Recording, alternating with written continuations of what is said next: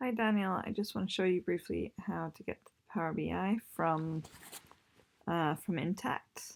So you just will want to go to SFSA Tools and then Power BI, and we can pretty much just open the Power BI report, or of course the data can be synced, but it's not important right this very minute for showing it.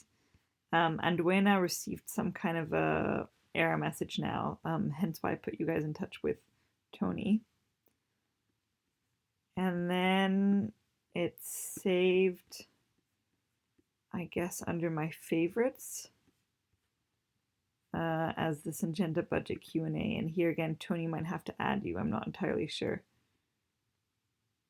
And then it includes all the different tabs, which, as you can see, still require a lot of work. So, first of all, we need to actually clean up the data. So it doesn't, of course, make sense to have continents together with countries. We need to think of a better way, probably to have one table that includes maybe, or one diagram that includes like the geographical continent spread, and then one that actually looks at the countries. So here, this is probably linked to the fact that at the internal order level, the internal orders being our projects, it's just linked incorrectly to Africa, and we need to think of some way to better manage that. Yeah, all of this doesn't look particularly pretty. I'm not sure that we would ever need to show, all the budgets next to all the LEs. I mean, if anything, it would be budget 2019 versus 2020, or budget 2019 versus LE1 in this case.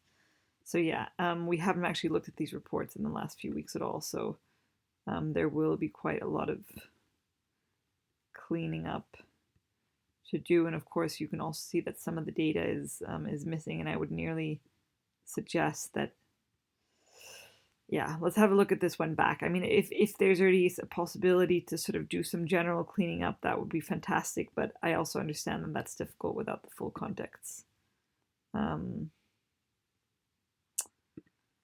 Yeah, the other thing that I also, for example, noted was